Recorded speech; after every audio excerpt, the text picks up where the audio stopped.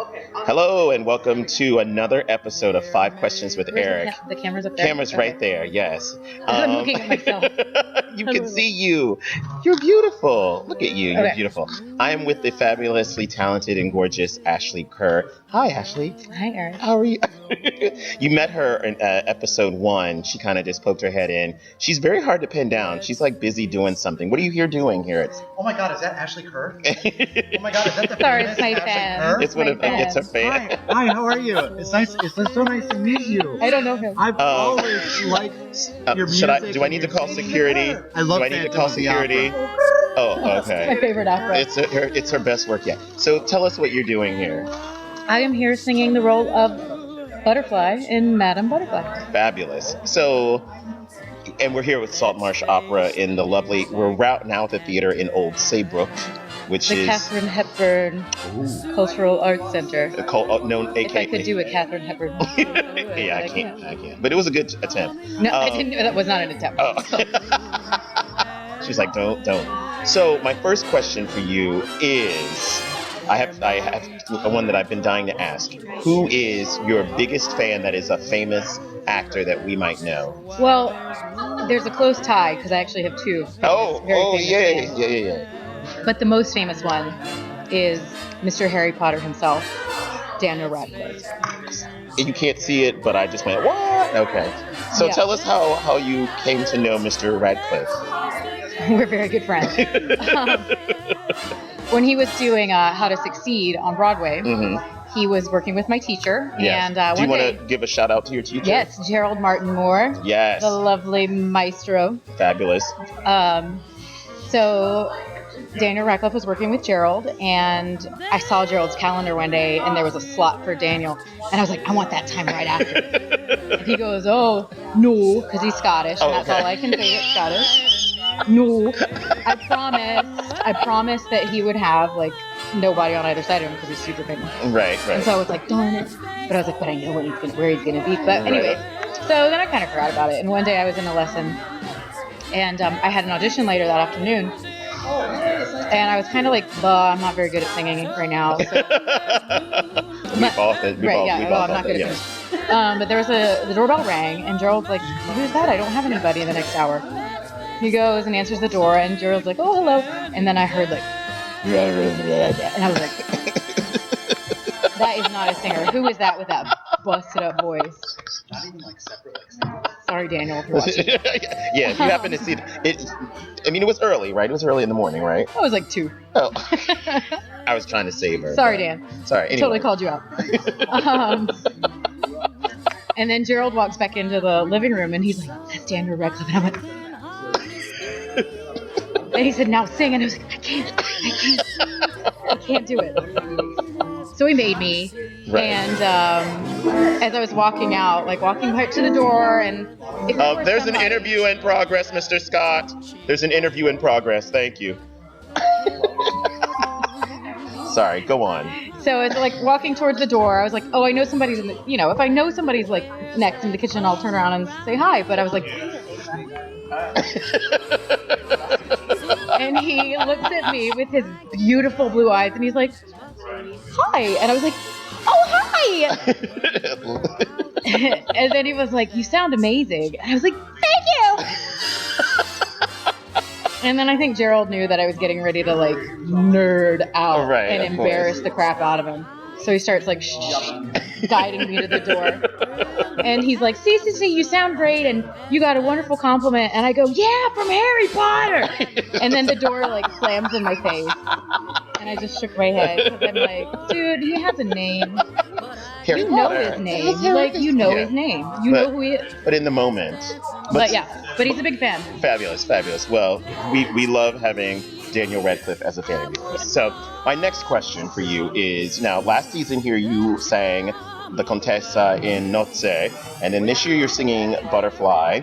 What is some of the differences and similarities between Mozart and Puccini? In the most, I mean, that's like an hour and a half conversation. Yeah. But like, what are some of the things as a singer that you do that you really work towards as a Mozart singer versus what you would do singing something like Butterfly? I guess like The big difference, or one of the differences that you like immediately feel as a young singer, you're like, oh, Mozart's really hard and exposed. Yes, yes. Whereas Puccini, you can kind of, because there's a whole lot of orchestra with you. So, yes. Especially for me, there was always a tendency to really oversing Puccini and just be like, oh, it's just big and I can just sing big. And then with Mozart, it's like, no, I have to be a little more precious with it. Yeah. But, and while that is true, you kind of learn, especially with a role like Butterfly, that no, you actually have to be quite precious with Butterfly too. Well, if you want to not literally die it. Yes, that leads into. I mean, if you're done, are you finished? Yeah. Okay, because that leads into my next question. As someone who has to sing a 15-year-old girl who then goes through this process of meeting this man, falling in love, obviously having intercourse for the first time, having a child, and then committing suicide, that's quite an arc to play in one night. And she's also on stage so much of the time. What are you thinking about from her entrance, as far as because the entrance is written completely differently than a lot of the rest of the role. So what are you thinking at the beginning of the show versus, say, in Act 2 when you find out about the letter, and then Act 3 when you know things are going down? Like, what are some of the things you're...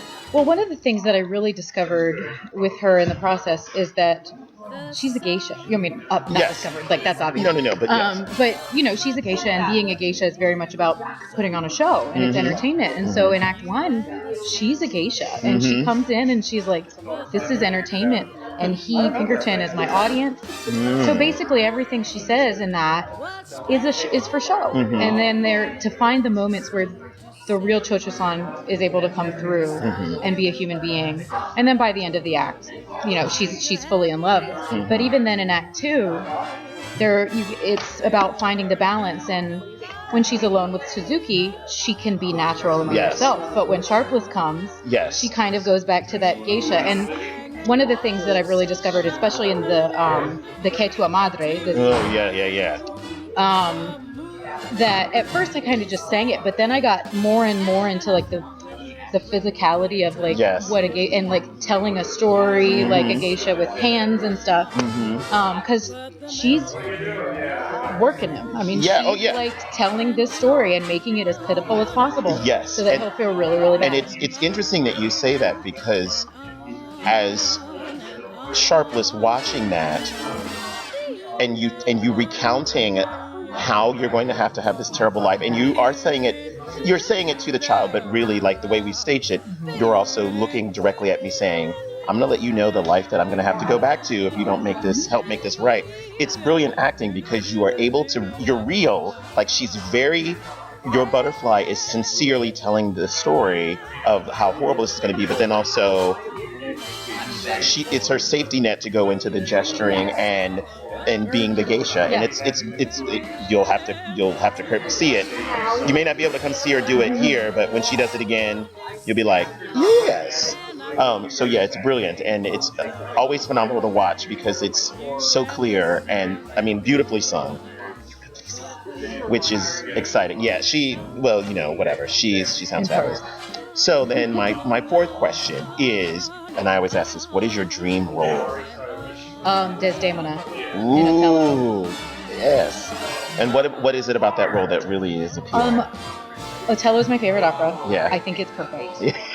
I think it is absolutely perfect. It's pretty good. And for there to be a role for me to sing in my favorite opera, that alone would do it. Yeah. And then on top of that, the music is stunning. She is stunning. It is literally, to me, the best opera. Butterfly, of course, was a dream role, but this one's checked off. So next. Okay. So anybody looking for Desdemona for future seasons, here you go.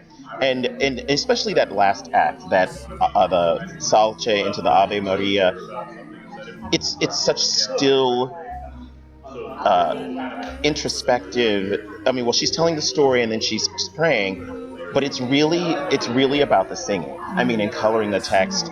And I mean, I could definitely hear you singing that, and that would be very exciting. Yeah. But isn't it? Do you ever find like, because like we're so ingrained in like opera that like to now say Othello or Desdemona sounds really, really weird, and I'm like, Desdemona. Yeah. Even though when I first started, Yeah. I was like, Yeah. Italian. That's how you pronounce it. Yeah, But it's now it's like Othello and Desdemona. And Othello and when you hear so like weird. there's going to be a production of Othello on Broadway, and it is weird to say Othello. It's like, you mean Otello? Yeah. Oh, yes, Othello, yes. Oh.